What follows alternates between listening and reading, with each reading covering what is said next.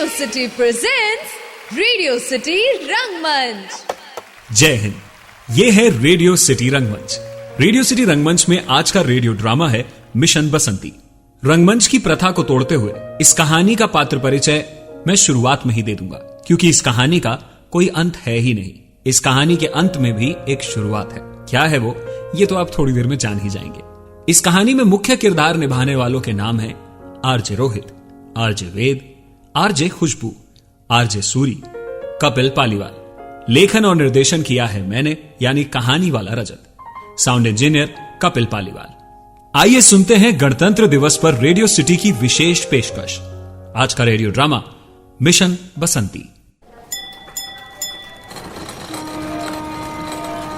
की बात निकली है तो भैया दूर तक ही जाएगी, सब कुछ चला जाएगा, जग से चाय यही रह जाएगी। चाय चाय चाय पी लो, चाय मौजी चाय। ओ भैया, ओ बाबूजी, अब पड़े हो किस सोच में, एक प्याली ले लो और आ जाओ मौज में। ओ बाबू साहब, अरे कहाँ पटरी के पास खड़े हो, ट्रेन आ जाएगी, अब मर जाओगे। ओ भैया, मर जाऊंगा तो मर जाऊंगा, तुमसे मतलब। जाके अपना काम करो यार। क्या हुआ भैया, नहीं मरने की बहुत जल्दी है। एक मिनट, खुदकुशी करने तो नहीं आए हो? हाँ, आया हूं। तुमसे मतलब तुम चैन से मरने भी मत देना है। जाओ ना यार यहां से। बाबूजी एक बात बोले, नहीं बुरा मत मानना, आपको मरना है तो मर जाना, हमारी बोनी तो करा दो। बोनी रात के 12 बजे और मैं क्यों? तुम्हें दिख नहीं रहा मैं ऑलरेडी इतना परेशान हूं। 25 तो कल थी, घड़ी नहीं क्या तुम्हारे पास? 12 बज गए तो हो गई ना 26। तो जी नया दिन और नई बोनी, एक चाय ले लो बस। और वैसे भी मरते हुए आदमी को चाय नहीं बेची कभी, फर्स्ट एक्सपीरियंस हमारा। तेरा दिमाग ठिकाने पर है? मैं यहाँ अपनी मौत का इंतजार कर रहा हूँ और देखो भाई, मैं सुकून से जी नहीं पा रहा हूँ। कम से कम सुकून से मरने तो दे। बाबूजी एक बात बताओ, नहीं आपने जीते जी किसी का भला किया हो या ना किया हो हमें नहीं पता, मरते मरते तुम मुझ गरीब का भला कर दो। एक प्याली चाय पी लो फिर मर जाना। और यहाँ वैसे भी ना ट्रेन जरा लेट ही आती है, और आपको भी कहाँ कोई जल्दी है। अरे बंद करो अपनी बकवास। नहीं है मेरे पास पैसे चाय के लिए। जो कुछ था सब कुछ गवा चुका हूं। अगर इतना वक्त होता तो मरने यहां क्यों आता? अरे मेरी गलती की वजह से मैं यहां पर हूं। जीने का कोई हक नहीं मुझे मर जाना चाहिए। अरे बाबू साहब, अरे बाबू साहब रोइए मत। मर क्यों नहीं जाता? एक सेकंड, ये लो, ये पानी पियो। अरे रोइए मत, पानी पीजिए, लीजिए पानी पियो।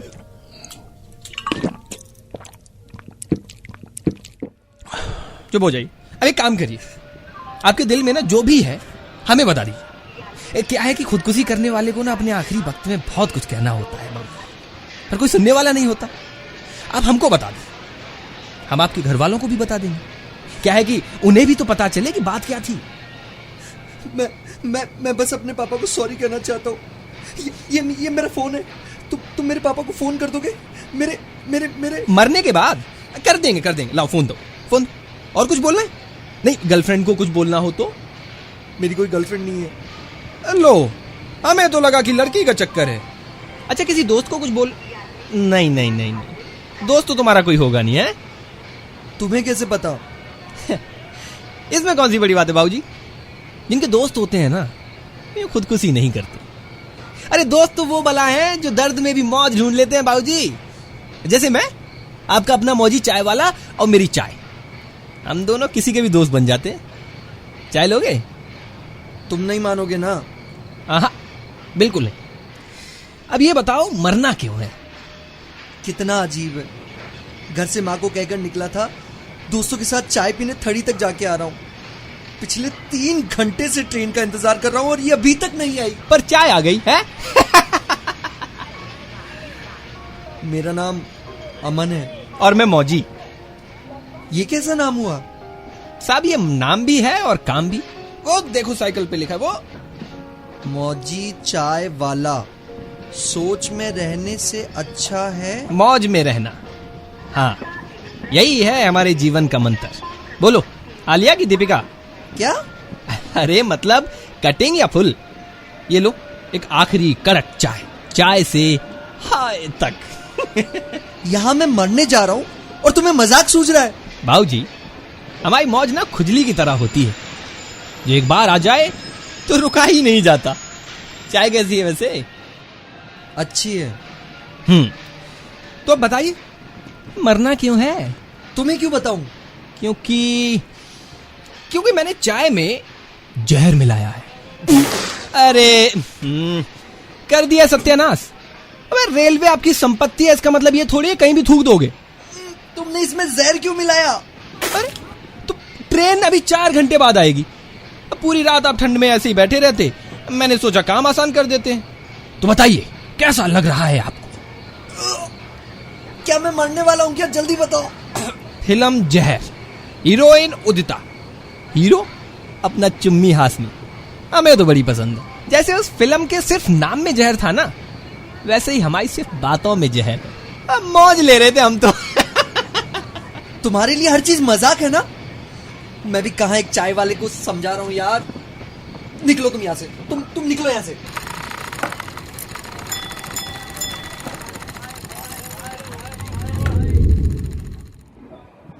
अरे भैया, ये हावड़ा मेल कौन सी प्लेटफॉर्म पे आती है?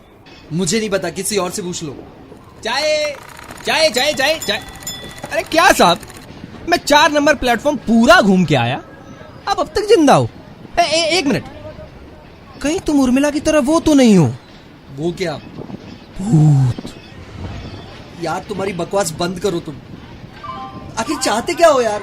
बस एक सवाल और उसका जवाब कि मरना क्यों है। जानकर क्या कर लोगे तुम? मैं फैसला कर चुका हूँ, बस ट्रेन आते ही कूद जाऊंगा। हाँ, तो हम कौन सा तुमको रोकने वाले हैं? बस एक बार बता दो कि हुआ क्या है, फिर तुम अपने रास्ते और हम चल देंगे हंसते हंसते। जय हिंद साहब। सर चाय? अरे नहीं सर, आपके लिए फ्री। अरे सर पैसे नहीं। नौटंकी। तुम लोग देश के लिए कुछ करना मत, बस सोल्जर्स को सल्यूट करके समझते हो रिस्पॉन्सिबिलिटी खत्म, है ना? अब हम कुछ बोल नहीं रहे हैं तो तुम हमें ही सुनाए जा रहे हो। सुनाना ही है तो अपनी दास्तान सुना दो कि आखिर मरना क्यों है। क्योंकि मैंने सब कुछ खो दिया है। सामान तो सारा यहीं पड़ा है। थोड़ी देर के लिए मजाक बंद करोगे? अब आपको तो पता ही है कि हम, चलिए जाने दीजिए। तो बताइए क्या खोया है? बाप का व्यापार, लड़की का प्यार, या कोई हथियार? सपना खोया है, मेरे पापा का और मेरा भी। एक फौजी का बेटा फौज में जाए, इससे बड़ा सपना क्या हो सकता है? पर मैं वो पूरा नहीं कर पाया। मैं डर गया था यार पापा, मैं डर गया था पापा, मैं डर गया था। भाई एक चाय देना। अब दिखता नहीं है, जरूरी बात चल रही है यहाँ पर। अरे तो मैं क्या करूं? तो चाय मत पियो। अम्मा की शादी थोड़ी है जो चले आए हो चाय मांगने। अबे तेरी तो। एक सेकंड रुको आप सर, मैं इसको ठिकाने लगा के आता हूँ। एक सेकंड रुको आप। हाँ जी बाबूजी, लो आ गया मैं। साला ज्यादा बोलना तो लगा दिए ठिकाने एकदम। क्या किया तुमने उसके साथ? वही जो एक चाय वाले को ऐसे वक्त में करना चाहिए, चाय पिला दी फ्री में। मैं बोलता हूँ बाबूजी, हमारे देश में ना सारी बीमारियों का रामबाण इलाज है फ्री। राशन, पानी, पढ़ाई सब फ्री करके देखो, प्रॉब्लम खत्म। खैर आप अपनी बात खत्म करो। मुझे नहीं बतानी कोई बात। वो एग्जाम वाली भी नहीं, स्वीटी का मैसेज आया था तुम्हारे फोन पर। उसी ने पूछा है एग्जाम कैसा रहा। मेरा फोन तुम्हारे पास है? लाओ मुझे वापस दो। लो, एक तो ये आजकल की जनरेशन भी ना, इसको मरते हुए भी फोन साथ ले जाना है। स्वर्ग में जाके भी स्टेटस अपडेट करेंगे क्या, रीच्ड सेफली? मेरा फोन दो तुम वापस। पहले बताओ मरना क्यों? एग्जाम में फेल हो गया हूं, सुन लिया? आर्मी का फिजिकल टेस्ट था।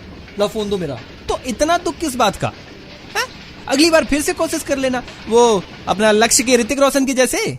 ये कोई फिल्म नहीं है, ये मेरी आखिरी कोशिश थी। अब मौका नहीं मिलेगा मुझे। डिस्क्वालीफाई कर दिया है हमेशा हमेशा के लिए।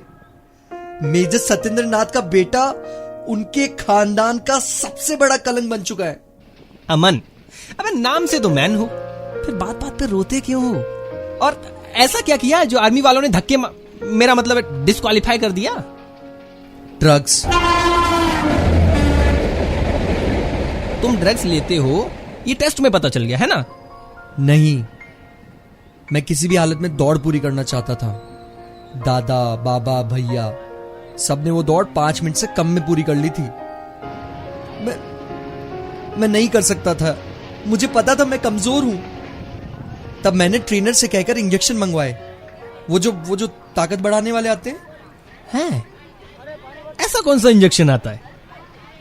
हमें भी चाहिए होगा। है तुम्हारे पास? अभी है, दे दो एक। अरे दे दो, शर्माओ नहीं, दे दो। मेरे एग्जाम ऑफिसर ने मेरा बैग चेक कर लिया। मुझे नहीं पता था पहुंचते ही बैग चेक हो जाएगा।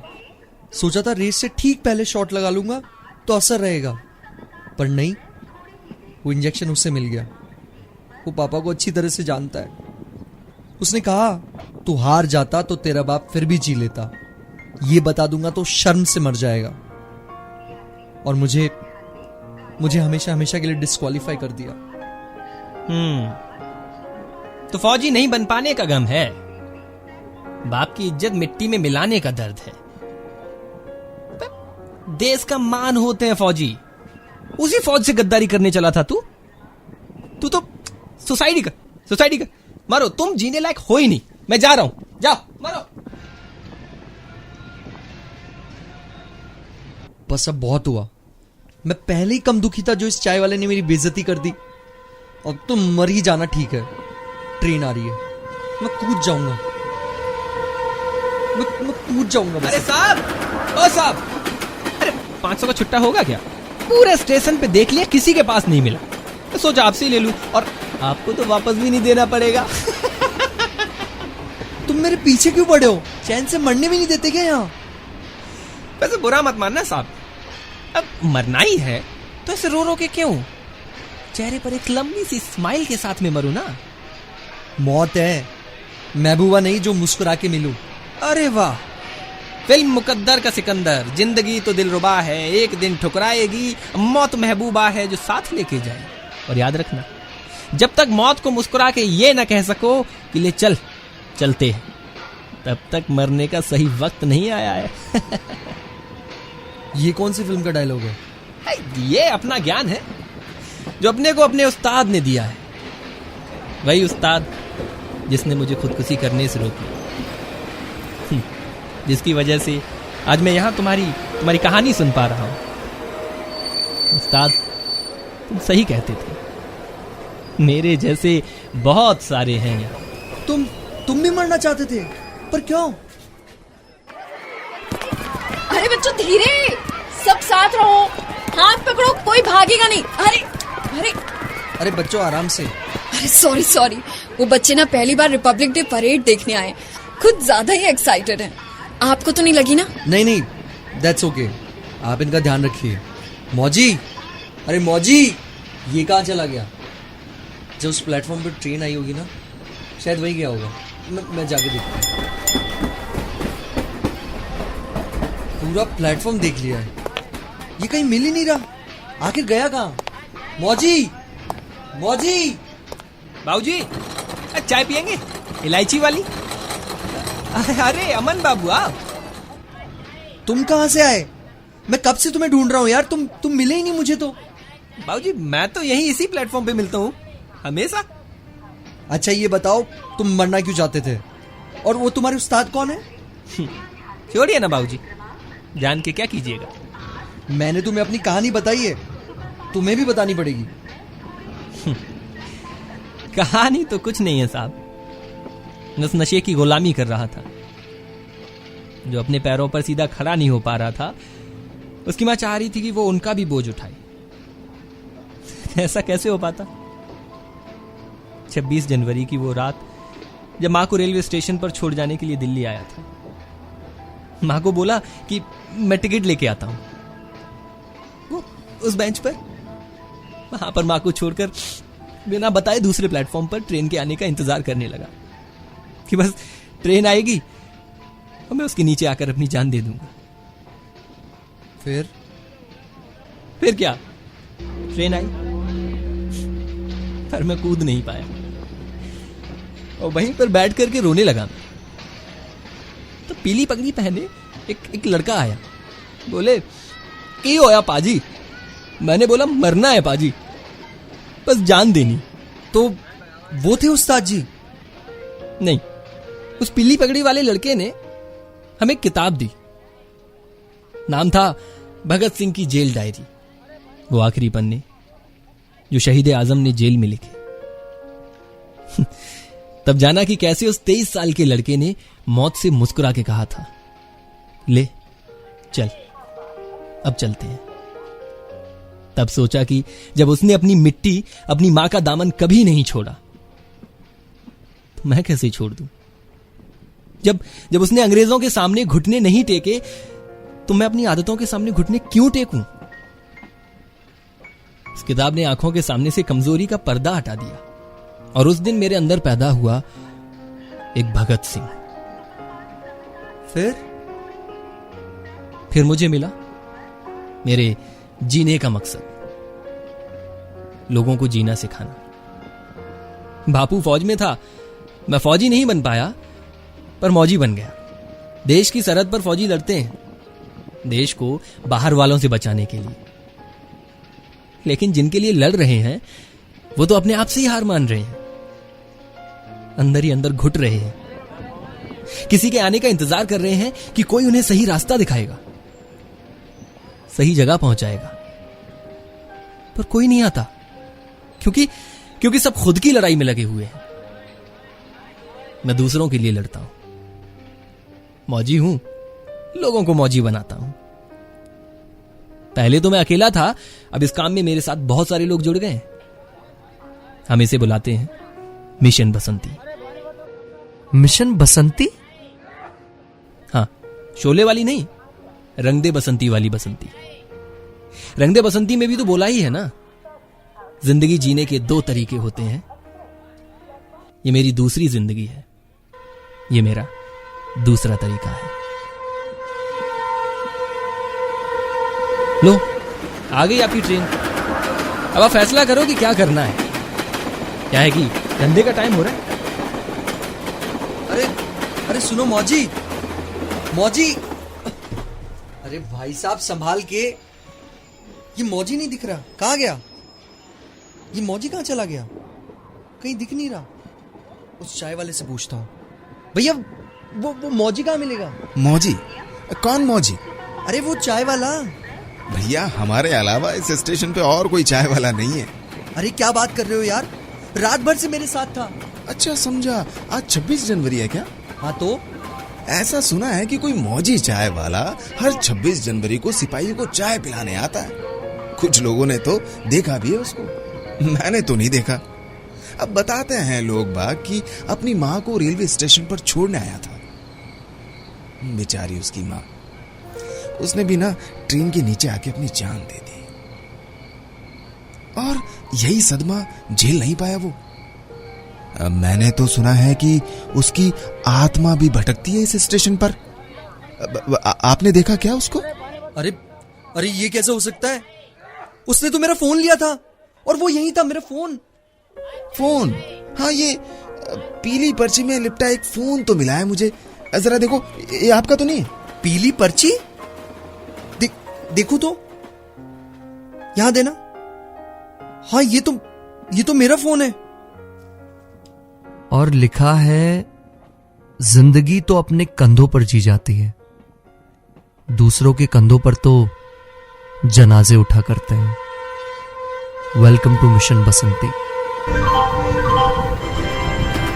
श्रोतागण कृपया ध्यान दें, आवाजों की दुनिया से चलकर असली दुनिया तक जाने वाली मिशन बसंती एक्सप्रेस बस कुछ ही पलों में प्लेटफॉर्म नंबर 4 से जाएगी।